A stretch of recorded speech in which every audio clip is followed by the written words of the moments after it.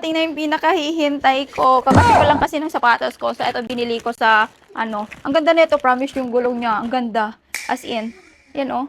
Ang ganda ng gulong niya. Ayan, oh. Ang ganda. Ganda, white. Mayroon siyang white dito sa taas. Tapos, dito part niya sa, ano, orange. White tsaka orange. Yung gulong, yung ano neto.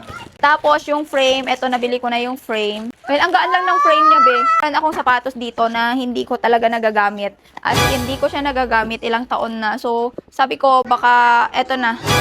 Ito na lang muna, gamitin ko. Eto mga to, wala sa black app, sa orange app ko siya nabili. Ito. So, gagawa tayo ngayon ng skates natin. Hindi na talaga ako makapag-antay. So, ito. Ay! Ganda. Samahan nyo ako na gumawa ng skates natin ngayon. Guys, na problema ang person. Wala yung barina, kaya kukunin lang namin yung barina para mabutasan ko yung sapatos. Papunta na kami, guys. Ano lang, meron na ata pista dito. So, nandito na kami sa Santa Maria. Halika na. Santa Maria. Oo, karating na nga tayo kung saan natin kukunin yung barena. Siyempre, be, hindi tayo makakapag-customize ng skates pag wala tayong pambutas. At saka talagang pagpasensyahan nyo na yung boses ko ngayon kasi iba talaga siya, be. Not good kasi yung pakiramdam ko. Sobrang sakit na yung lalamunan ko. And here we are. Yan, so ito lang yung kinuha naman natin dito. Yan na, pabalik na kami, guys. Malapit lang pala. Ano lang, bridge lang yung pagitan.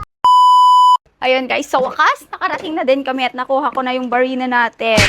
Oh, diba? Oh, ito tayo yung gawain ng matanda ngayon din. Oh, diba?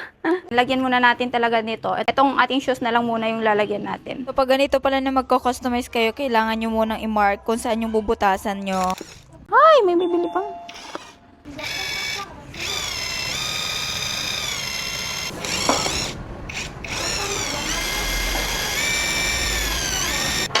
Okay. Ilalagay ko na lang sa loob yung kasama ng plate niya. And ang next na gagawin natin is ilalagay na natin to. Yung pinaka-frame natin, syempre. And take note, this is my first time to customize sa skates kasi nga etong sapatos ko, hindi ko talaga nagagamit. Actually, eto yung pinaka-first option ko kaya ako bumili ng frame. Kaso nga lang nasayangan ako kasi ang mahal niya tapos lalagyan ko lang ng wheels, diba? Kaso nga lang, nung dumating na tong frame natin, hindi na ako makaantay. Hala, yung boses ko. Kaya naman wala na akong magagawa kundi lagyan na talaga neto. Promise, mabilis lang mag-customize pala ng sapatos. Eto nga pala, nabili ko lang siya sa orange app. Separate ko nabili yung frame, tapos yung wheels natin. Pero iisang shop lang. And yung wheels natin, double sa price nung isa kong wheels. Pero napakaganda niya kasi ang ganda ng pailaw niya. Dalawa pala. Meron siyang white tsaka orange. And talagang pang outdoor to kasi 82A siya. Tapos branded. So eto na, be. Grabe, ang hirap pala ng ganito, no? Talagang, alam mo yun, iniisa-isa ko na ganito.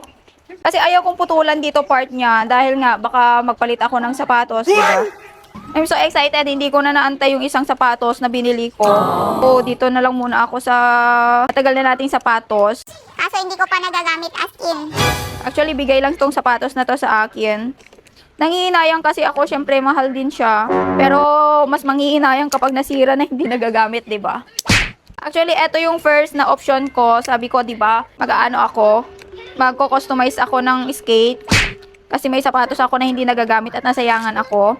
Tapos, dumating yung time na sabi ko, ay, nasasayangan ako kasi mahal nga yung sapatos. Tapos, gagawin ko lang siya na skate, diba? Tapos, nung dumating, ayan, be, nagsisi na naman. Hindi na naman nakaantay. Kakaship lang kahapon yung in-order natin na sapatos.